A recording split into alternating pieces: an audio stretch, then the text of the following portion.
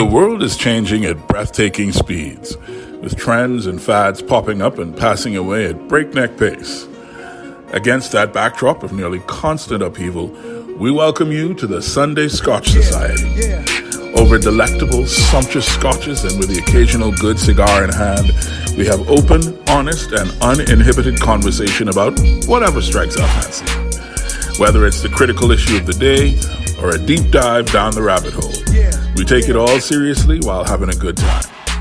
Join us for a stiff drink and a great conversation. What will I do?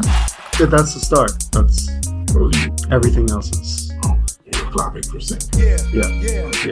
Sync with our video. Okay. Yeah. It's just a mark. So our soon to come video. Yes. We promise. Yes. Anyway. These are things. This is like me going to Montreal and never going up Montreal. We've been twice with adequate opportunity to. And you just refuse. But I mean, it's just the city's so nice. Right. Sure. Okay. The mountain is not going anywhere. Well, I mean, but certain little shops, bodegas. Mm-hmm. Do they call them those sorts of flavors? Not at all. Oh. Not at all. But I like the word. I mean, it's a great word. They do share. What is it? Pastrami? In Montreal. Aren't those two things in New York? No. Oh, pastrami is definitely a New York thing. No. Oh, it's not pastrami. It's. I'll look it up. It's a roasted meat. Okay. The Reuben's place. What is that? Reuben's is pastrami. It is pastrami. Yeah. Actually, see, I'm doubting myself. Please don't. No, pastrami is definitely it is the Reuben's. Yeah. Reuben. So it's a rye bread. Pleasantly surprised. At coleslaw or some. By a meal there. Yeah. And was introduced to just the most delectable wine, Italian, I think from Tuscany. Yes. Yeah. Very nice. It would have been a Chianti. No fava beans. No fava beans? And no liver. So welcome to the Sunday Scotch Society. My name is Quincy Parker. I've gone by other names like Hey Quincy Parker or Kyle Quincy Parker or that dude. And there have been various epithets attached to my name over the years, some of which are NSFW, and therefore will not be memorialized in this particular arena. By the way, if you are at work, here's to you. Yes. Thanks for taking on the equivalent of the night shift. Indeed. Sunday. Well, I mean, given that it's a podcast, there's no real expectation that they're only listening on Sunday. That's just for our Guardian Talk Radio listeners. I'm sorry, I had on a pedant filter. Didn't really hear. Well, Mr. Pettit, why don't you introduce yourself? And I am Matthew Kelly. Good. Matthew, you and I have started this journey some months ago now. We've been so far able to enjoy single malt whiskeys, blended whiskeys, bourbons, even some tequila and rum. And today on the show, I get to have an experience that I have been jealous of you and your ability to have as we do this show. And that experience is that today I am joining you in having never had this particular single malt whiskey before. I've had the expressions that are sort of surrounding it, but today, for the first time, we will be both experiencing the Highland Park 18-year-old single malt whiskey together. And I'm incredibly excited. Having opened the bottle to pour you your dram for the purposes of the show, I have been enjoying the light heather aromas. There's a slight candy, maybe toffee note that I'm hearing. That I'm getting from the nose. This is such a good whiskey on the nose that Quincy is experiencing synesthesia. Indeed. And in addition, it's a very blue whiskey. The deep blue. Of course, it's the only thing that I'm taking a little exception to at the moment, and this is not a complaint, is your use of the word dram, because this is quite a healthy portion, which I'm glad to take today. Well, good. Usually I'm a little more on the very sippy side, just for taste, but it's a week that calls for celebration. It is. I am going to offer you the first official comment on the nose of the Highland Park 18. While you are sipping through your nostril, I will talk about some of the distinct features that make the Highland Park sort of a unique distillery. One of the things that they do is they turn their mash by hand, which they claim allows for sort of an even, very balanced flavor throughout the malting process. And then they smoke it over peat from a nearby peat field. According to them, that imparts, that heather being a very uniquely Scottish sort of an aromatic note. So the peatiness in this should be actually almost a little sweet peat. And then after it's been peated, then they fill it into sherry oak casks from Spain to age. And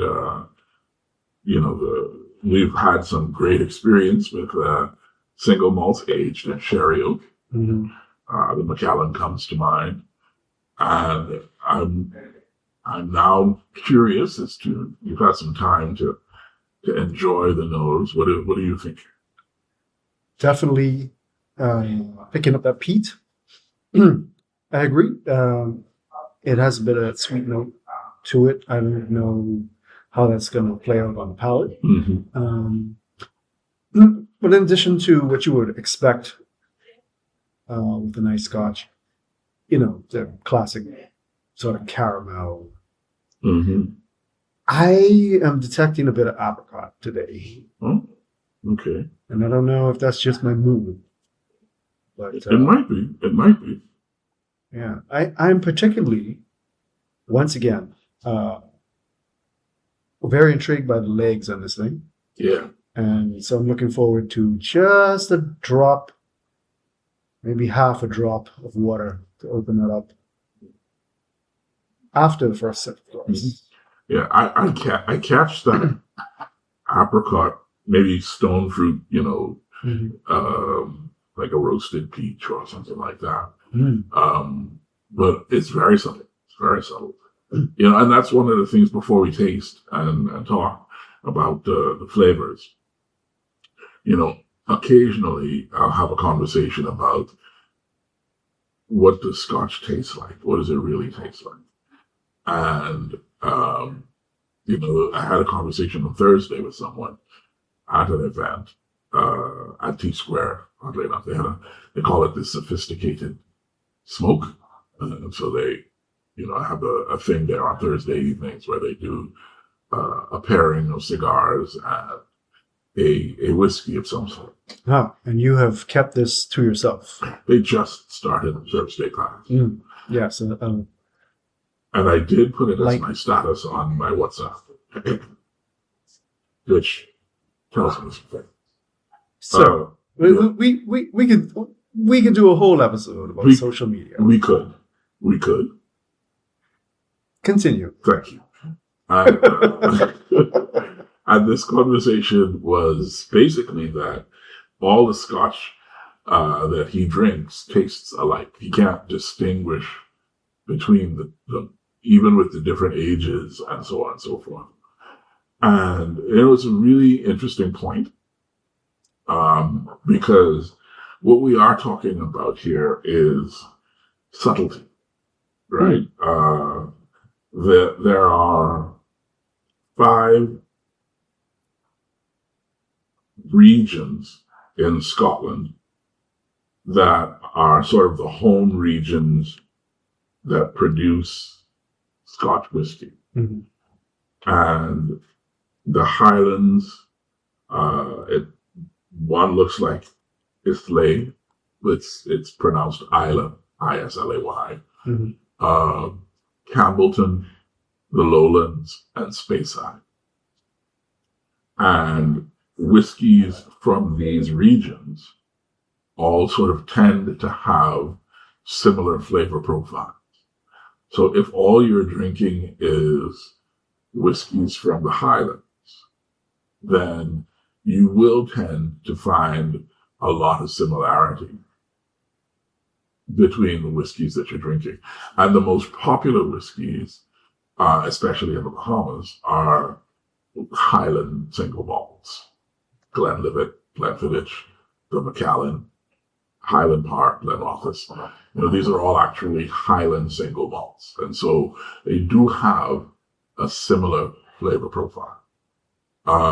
If you want to taste something that is a single malt whiskey that has a very distinctly different flavor, then the best option is to look for a Scotch from a different region.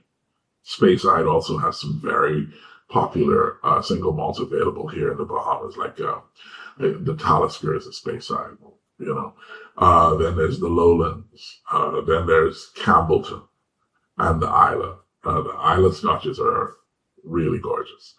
So we're talking about a degree of subtlety here in terms of what the flavor of this particular single malt is going to be. So that's one of the reasons why you start with the nose, because it prepares your taste buds, it prepares your imagination, all of which goes into what you're tasting for the experience of the liquid on the lips. The liquid. Yes. And this amber, this is a very deep amber liquid. It is not as light golden as some of the other single malts that we've had. This looks more like a bourbon in the glass than a single malt Scotch. And so, having had some time to let it open up and let those aromas permeate our little podcast recording environment, I invite you now, Matthew, to do the thing and take your first sip.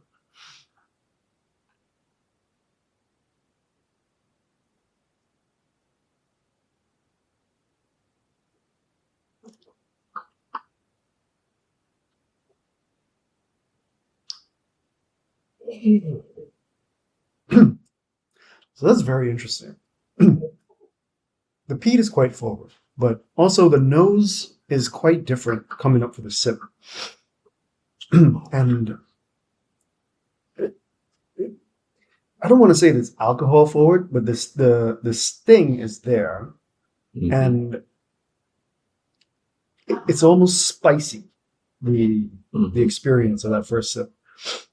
And I have to say, this is much more pleasant to me than most of the very peaty and very smoky scotches that I've experienced from this area. Mm-hmm. So I think I need another sip. All right. Well, while you minister to your needs, I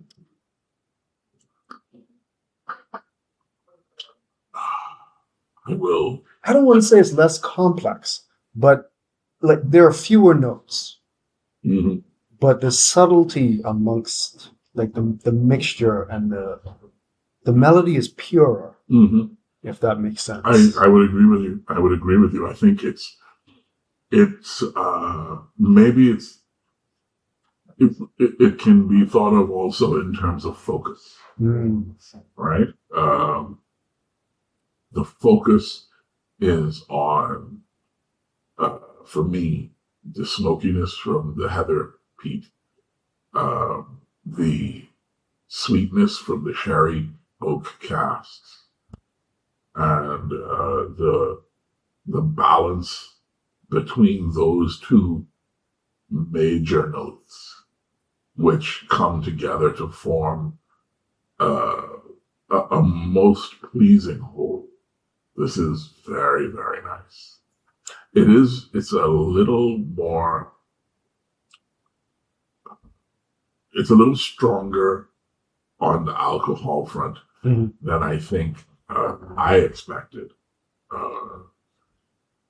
Usually the older the scotches are, they kind of mellow out a little bit more in terms of that alcohol vibe. But this is, it's compounding as you take more than one sip. You know, and for me, the compounding is enhancing.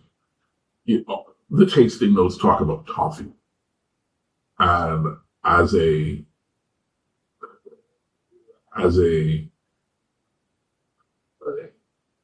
Scotch drinker, whenever I hear toffee, I know that what they really mean is a sweet roundness. And so that's what I'm getting from this. I tell you what, I was not getting that at all until this third sip, which is after 2 drops of water. So I'm not sure if those are more sort of water soluble chemicals, or you know exactly what the chemistry is doing there. But or you might have just primed my mind. Like, okay, I didn't taste any toffee. Now I do. Interesting. Yeah. I mean, listen, whiskey is such a beautiful thing, I think, because it is so subjective. There are some objective floors and maybe ceilings, right? And in this way, it's rather like film and theater for me, right? In that I'm not going to yuck on your yums for what you enjoy. But there are objective measures as to whether the acting was a particular way, especially in terms of effectiveness towards some goal that the drama is trying to elicit, right? And so melodrama has its place and actually is a good thing if you are going for that, right? But everybody's experience in the seat is going to be different. And every time you sit in the seat, it's going to be different. And every time, I wouldn't go so far as to say every sip of this, right? But every time you break this out, it's going to be a slightly different experience. And I think that's part of the beauty of this entire thing. The philosophical bent that we have taken, I think, is appropriate for this particular Scotch because Highland Park is a very story-focused distillery. You know, they are very interested in Viking history. They're very interested in the history of the distillery and the surrounding area, and it makes sense that it would spark something philosophical in our discussion as we're tasting it.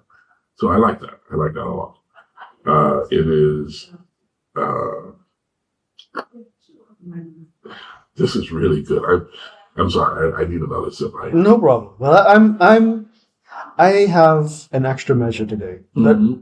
One, just as a little bit of a celebration. I can't really say exactly what, but I would like to raise my glass to my team at Arrowlink. They'll know what that's about. Indeed. Hopefully in time, everyone else will as well. Mm-hmm. So, love you guys. Excellent job. Here's to the future. But also I'm looking forward to just sipping this and listening to your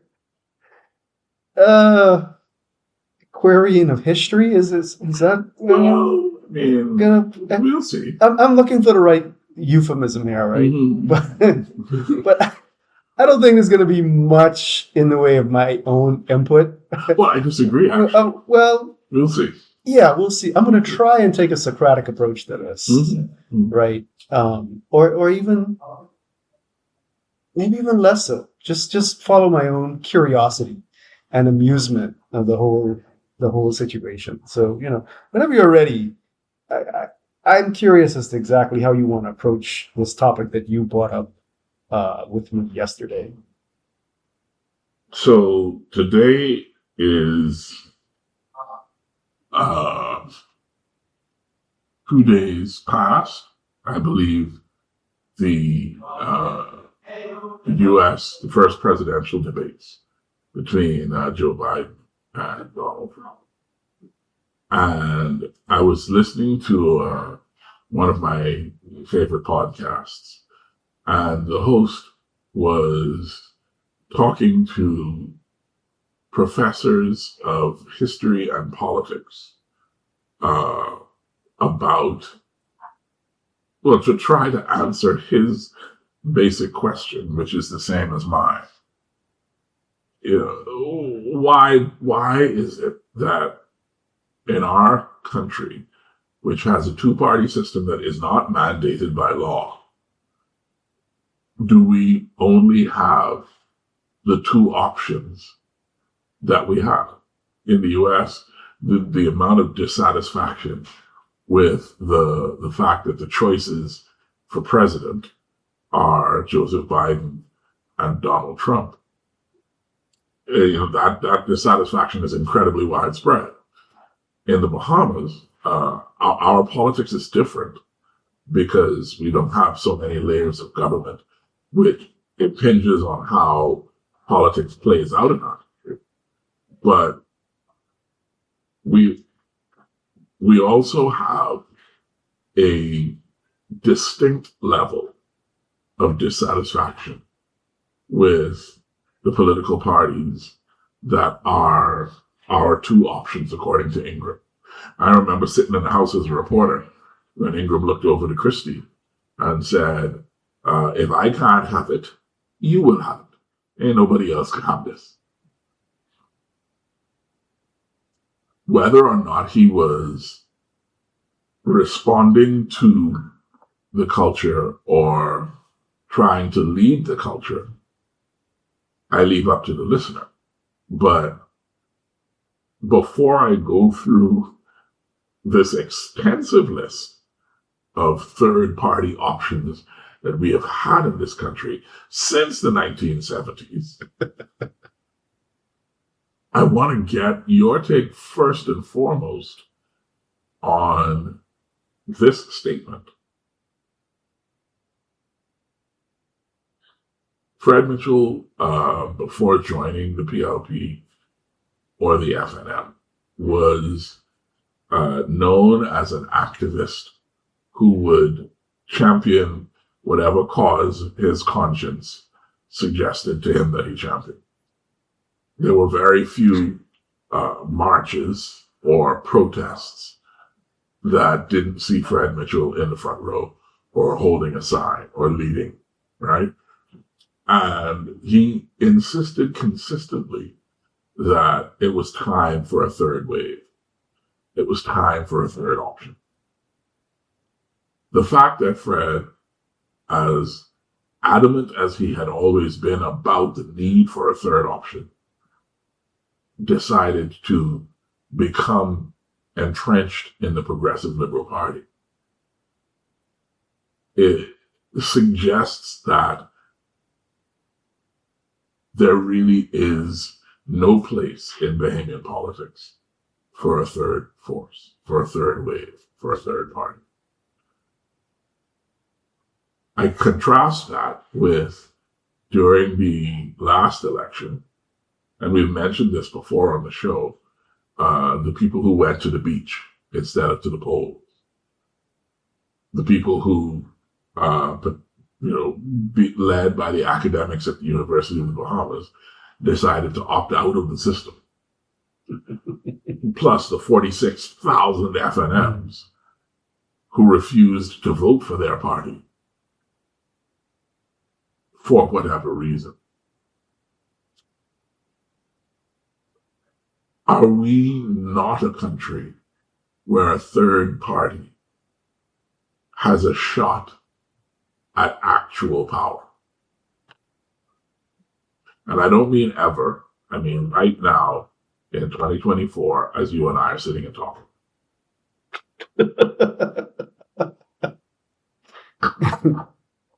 Okay. Oh, sorry, that's not rhetorical. No. I said I want to get your take on this question. Does a third entity have a shot at power? Okay, one clarifying question. What do you consider to be power? Are you talking about straight up government? Let's start with getting a seat in the House of Assembly. Getting a seat. Does a third? Yeah. So they could get a seat, not easily.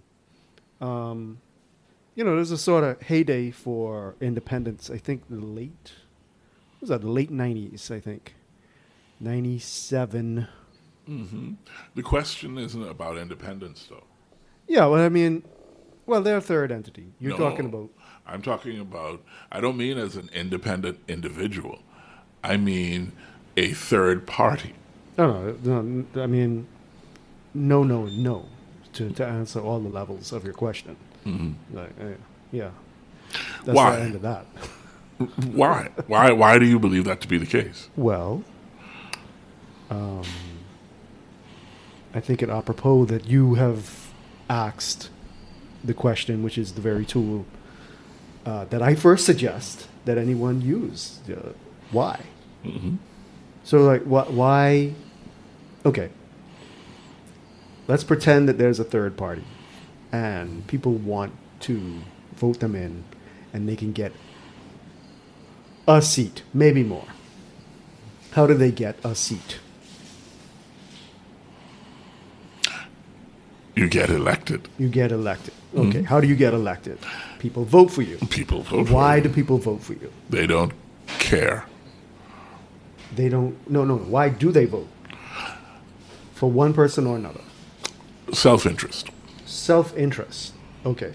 How does the self-interest manifest? Well, I think that's part of the challenge, isn't it?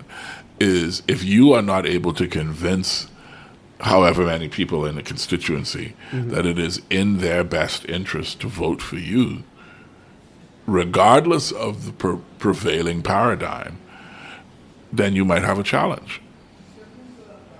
I mean, that's putting it mildly. But is there any mechanism that you can think of that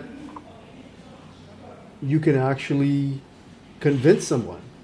Because you see, the choice isn't just you, right? Let's put aside the opt out of the system argument for the moment, which I think, while is completely incorrect, does bear some scrutiny and discussion as to exactly why. I don't think that most people will get the really solid reasons why that's a bad idea with a capital B and I. But let's put it on the side for now. You have three choices in this scenario. You have two incumbent parties. When I say incumbent, I mean in the political power system, and the third one. Okay. You are going to weigh them up next to each other. It's not just one sounds good to you in a vacuum. Mm-hmm. You're comparing. So if I like A, let's call it the Alice Party, and I strongly dislike the Bob Party, and the Charlie Party, I'm all right with. But I see that the Alice Party, which is the party that I really want to vote for, is unlikely to win. Right? I have a choice. Do I vote my conscience and register what it is that I philosophically adhere to, so that the news can report 15% of people voted this way, and we can extrapolate from that as a poor proxy. The people believe in, the Green Party, or, Save the Dolphins, or whatever it is, right? Or I could decide that I want to have a much more tangible effect on my surroundings and therefore destiny. What I put to you is that most people are not going to be thinking in the ivory tower fashion that I need to make a political and philosophical statement. They're going to take the option that gives them the most agency in the particular situation that they're in, i.e., I'm not going to vote for anything in particular. I'm going to vote against that which I detest, or as closely detest as, right? So it's not so much that I am going to vote for Charlie. I'm just making sure that Bob does not get in. And I think that if you take that mapping and put it out into the Bahamian political sphere, you can see a very, very tight correlation. And I would put it so far as to say that this is causation in action. I hear you. I, as a reporter who has covered multiple elections, I can tell you that the scenario you have presented is, in fact, quite accurate. I will go one step further, just to finish answering your question. Right? And the question is, why is it that I do that? And the answer that I come back with is, well, that's the way the system is set up. Well, what do you mean? Why is it that it's like that? And I don't mean like what the historical circumstances leading to this is. I mean, like, why does it work the way that it works? It works the way because we use first past post. Now, this is not saying that single transferable vote or any other proportional voting system will solve everything. I'm saying that if you have first past post, which we do, you inevitably will come to a two-party system dominated in the fashion that we have right now. Which, oddly enough, is exactly the conclusion that a history professor on my podcast came to.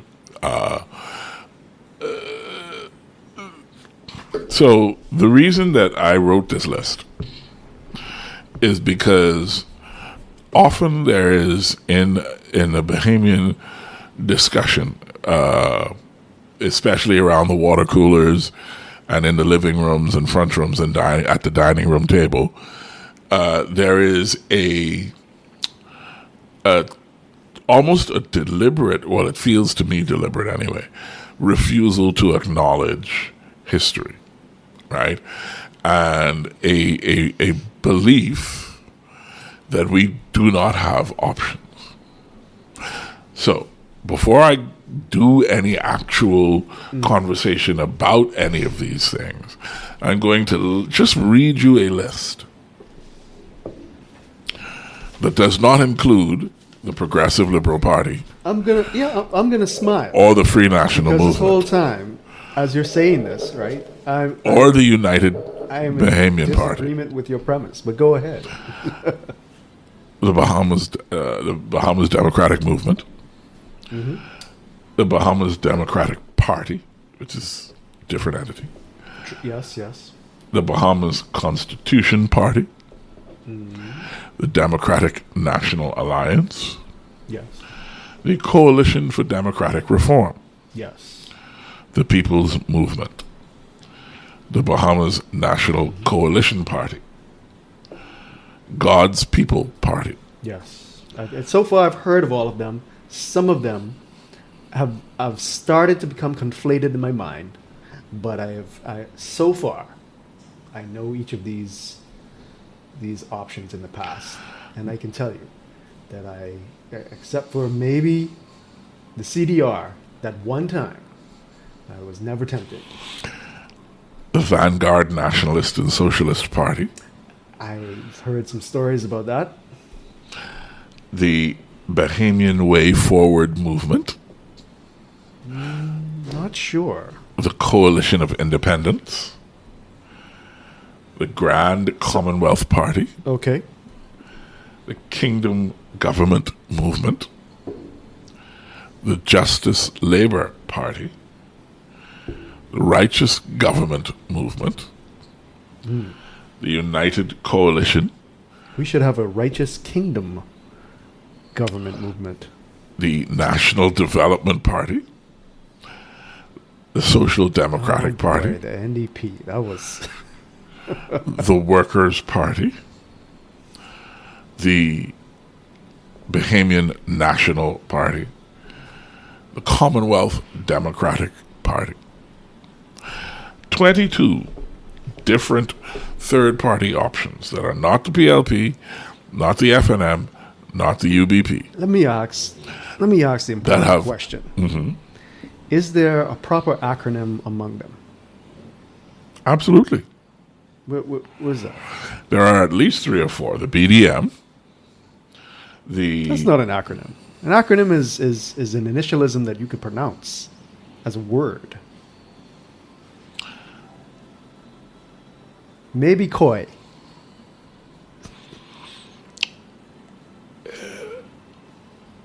I apologize for taking you so far, of course.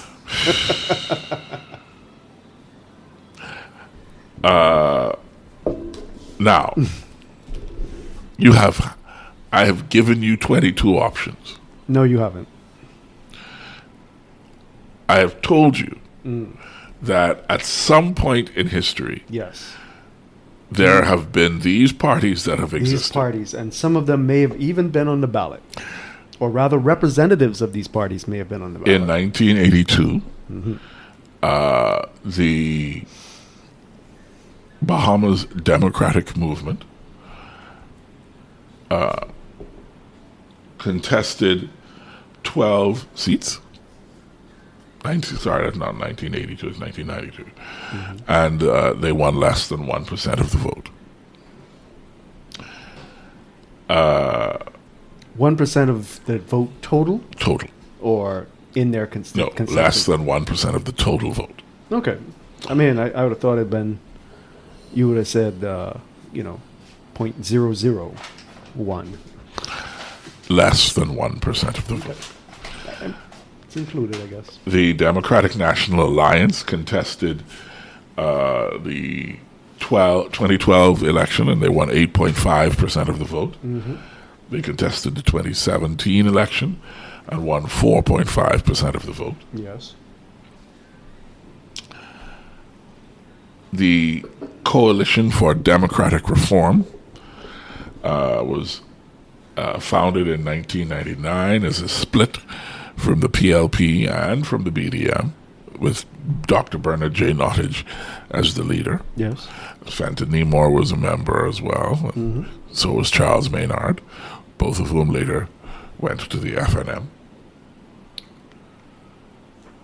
The Vanguard Nationalist and Socialist Party in 1971 fielded 5 candidates, was founded in 71, fielded 5 candidates in 1977 and won 55 votes. They fielded 12 candidates in 1981 and won 181 votes. Ooh, an improvement. Proportionally speaking, I don't know if I could say that. The Workers' Party fielded candidates in the 1982 election, and they won a total of 31 votes. Mm-hmm. Are you going to read out every one of these, Q? The Bahamian Democratic Party, which was a split from the FNM, led by J. Henry Bostwick, the late J. Henry Bostwick, was the most successful of the third parties. This is all the way back in 1977. They won 6 seats in the House of Assembly, and they received 27% of the national vote, making them the strongest opposition party in a then multi-party House of Assembly. I point them out in particular because they show a precedent that suggests that if the argument is compelling enough, Bahamians might take a flyer on a third party. Do you agree that that is what their performance in the 1977 elections means? I don't know enough about the circumstances. Forget the circumstances. Just look at the results. No. The results don't tell you enough to answer your specific question. What I can say, without fear of contradiction, is that that does not show that you can sustain a third party. They did later go back to the FNM. Yeah. I would say that even if they didn't, though, and they became strong, that the FNM would have withered away. Why? Again, go back to the core mechanism. And then pile on top of that all of the other sustaining feedback loops. So the money, who's going to be supporting, how you split that money up, etc. It's not impossible, but it's super unlikely that such a thing would be sustained, where there would be 3 viable parties. Certainly never going to be where 3 parties that any one of them could win the government. It's just not going to happen. And not in this system. And why do you think it's not going to happen? Again, No. You keep saying again as if you have made a point that is uncontestable and incontrovertible fact.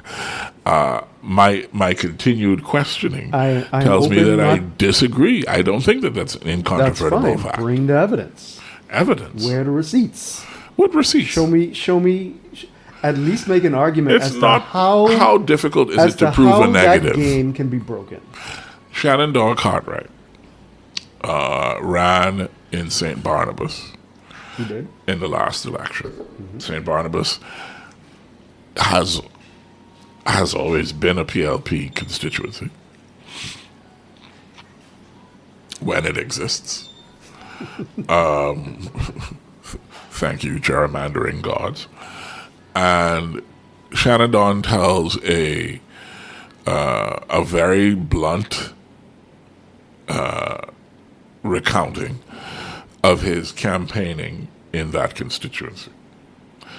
When he first ran in 2017, he told the people, take a chance on me. They took a chance on him, keeping in mind what they did to Mr. Christie. It was really, right? When he ran again in 2021, thanks to Hubert Minnis doing what Hubert Minnis did, he talked about going door to door and being told point blank, you know, as a PLP, I know I can try vote for you because you do a good job, but you know, as a PLP. And enough people put aside their partisan leanings and voted for Shannon Don that he retains his position as the Member of Parliament for St. Barnabas even today. Against the backdrop of that constituency's history and those people's own inclination politically. Yeah. So I think that there is at least in the context of people voting against their own political interests, one example of somebody actually getting into and retaining power. First of all, I reject that is the case anyway, right? I don't think that they voted against their political interests in that case, which we could get into, right? But even without that, you are not, to me, showing me anything else besides people are willing to switch between two major parties and occasionally an independent. Whether that, let me rephrase. Occasionally, Matthew, let me stop you here. Let me make this simple. I grant you everything you're saying. Great. Why do we not have the and it can't just be money. Why are we so opposed? And if it is just money, then you say that, but I don't think that's what it is. Why are we so opposed to a third party?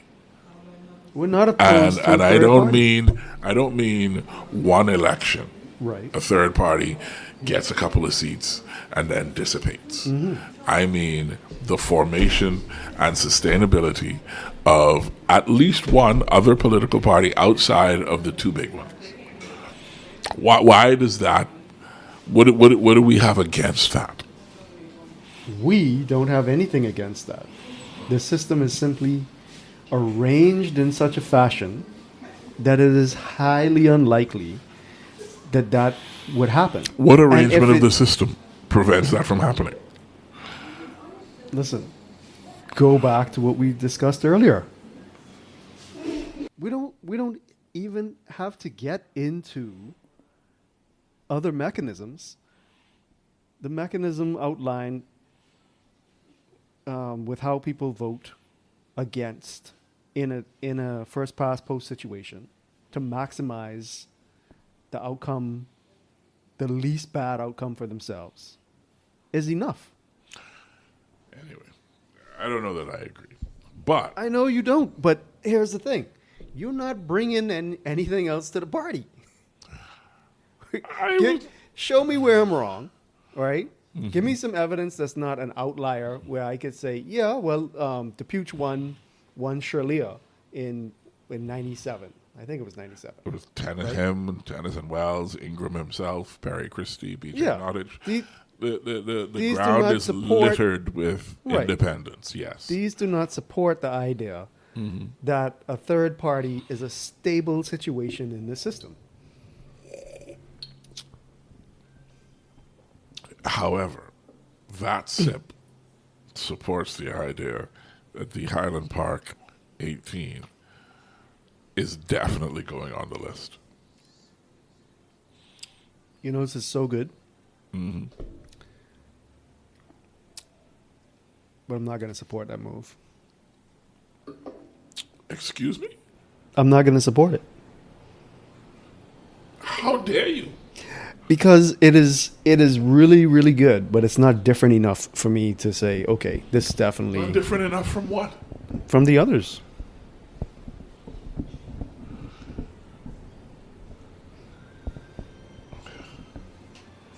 Ladies and gentlemen, I was afraid this day would come. And here it is. Don't worry, it's not a veto power that I have. It's going on the list. Because you want it on the list. But I'm just not agreeing with you today. I agree that this is great. But again, it is, to me, similar enough. You put the Highland Park 12 on the list. Yes. Do you think this deserves to be on the list more than the Highland Park 12? I'd have to do an A-B on those. I'm going to put it on the list purely in a provisional position. Because for the list to be real, we both have to agree on every position. Okay. So I do not wish to create any kind of disparity between, the It has level. to be 2 thumbs up. Yeah, 2 thumbs. I mean, look, don't get me wrong. And 2 thumbs way up. Yeah, this is 2 thumbs up. Mm-hmm. It's just not different enough. And as you said, the world of whiskey is so wide and varied that I'm going to put my foot down here and just rest for a while until I experience something novel enough to say, this must go on the list. Fair enough. I accept that. I feel like next calendar year, we probably will want to create a 5-part list so that we can say this is the best whiskey in this style or from this region that we tasted over the course of the year. That way, it's apples being compared with apples, and then perhaps we could have a Granny Smith to Macintosh. Then we could have a separate list that we pick, the best ones from all of the different 5 regions that we like. Just a suggestion. We're going to grow into that for sure. Yeah, I feel so. So when you look at who's led third parties in the Bahamas, it just amuses me to no end that this is such a concern for you. Well, it's not a concern exactly. It is something that I'm just really curious about. Because if the number of people who expressed dissatisfaction with the FNM in 2021 had turned around and voted for a third party, that's 46,000 votes. Mm-hmm. That party would have definitely at least gotten 2 or 3 seats in the House of Assembly. Yeah. And then there would be mea culpas and this and that. And the next election, they would have either defected or would lose their seats. Because of where the power structures lie. And this is such a hard coordination problem, the way things are set up. Yeah, I mean, I hear you, Matthew. And I wish I could say that I think you were wrong. And part of me wants to say that purely for the purposes of, conflict on the radio, et cetera, et cetera, et cetera. But I feel like we as a country have a small challenge, right? We often say we want something, and we may even shout it from the mountaintops that we want something. We will go on talk shows, we will write letters to the editor, we will have news interviews around the water cooler, we will argue with great erudition, at fish fry, and we have a Guinness or a Kalik or a Sands in our hand. Who drinking Kalik anymore? Right? And we have a Sands or a Strongback in our hand, or a High Rock. Yes, I see you smiling, and you're right to smile. We talk with great gusto about how dissatisfied we are with the choices that we have. But when it comes time to do the hard work of creating an avenue for another choice or other choices, we just seem to find it too easy to just fall back to the status quo. And I think the status quo is so comfortable that they don't even worry about it. The Prime Minister of the country can get up in the House of Assembly, look across at his opposite number, and say, either I will have it or you will have it. Yes.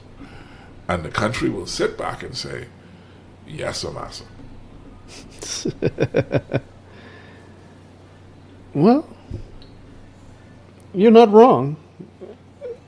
It's a very stable situation. I wish I was wrong. I wish somebody could point me in a direction of a group of people who really believe strongly that there must be another option, and that they're willing to do whatever it takes to build a platform and a reality where that other option exists. Look, just that thought alone has so much wrapped up in it, right? Do you want a different option to the two that are there now? Do you want this to be long-term an option? Do you want there to be possible other options? Because in one, you keep the system and you supplant one of the parties, right? Or you take over one of the parties eventually. That kind of happens over very long time periods. Yeah, let me be very clear then. I'm not talking about the two parties that currently exist. I mean structurally. I wonder whether we would be better off. It's not a question of what I want. It's a question of, would we be better off? Would we be better served in our politics and governance if we did not simply have to choose between the FNM and the PLP, but we had a broader palette of options that perhaps might express a more refined version or vision of the country's destiny? So I think so. I think that we are small enough, right? And this is speculation, obviously, but at the same time, I am optimistic that if we allowed ourselves more access to the brain power and willpower that exist in the country, and it's not just filtered through these two parties, that we would be in an overall better position. I think that we are succeeding to the extent that we are, despite ourselves. Fair enough.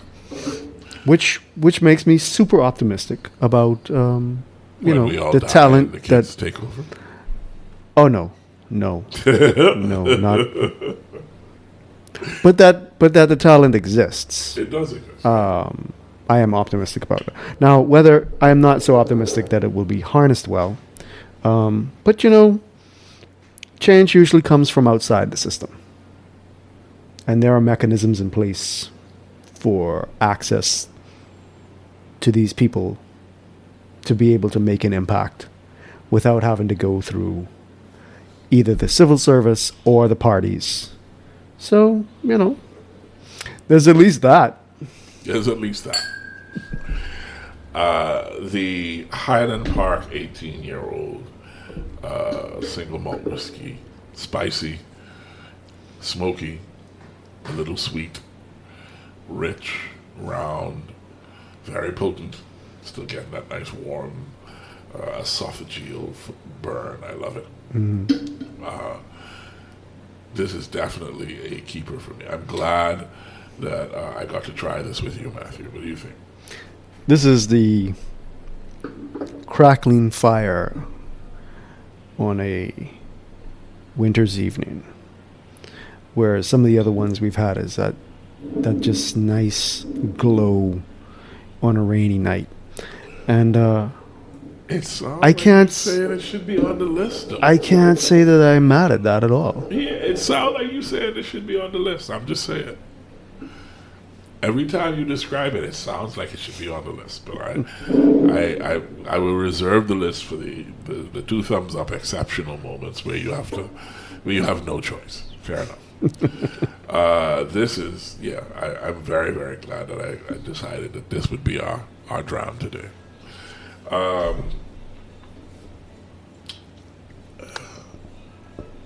I wonder what. Oh dear. I just got a WhatsApp from my daughter Maya, and it has to do with work. And my suspicion is that the next WhatsApp will have to do with collection from work at 5 o'clock, which means 5 o'clock Palmdale traffic. Which means that I will need another bottle of the Highland Park 18-year-old just to deal with that. Post traffic, I want to be clear. Do not indict my podcast partner. I still need him. Indeed. Matthew, thank you for your time and energy today. Thank you for your insight. I know you didn't think you was going to talk quite so much, but that's my job, isn't it? Dear Lord. Yes, indeed. Any final thoughts about the Highland Park 18? No. I agree with your glowing assessment. It's just not. It's. I look forward to some new experiences, and so I'm sure we're going to jump to another region pretty soon. Most of the stuff that we've had so far is Highland Scotch.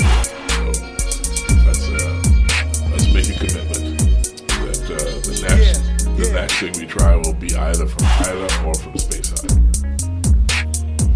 Fair enough. Until the next time, my friend, until we meet again, as they say, friends. Until we meet again. Ciao. Dan zdrowie.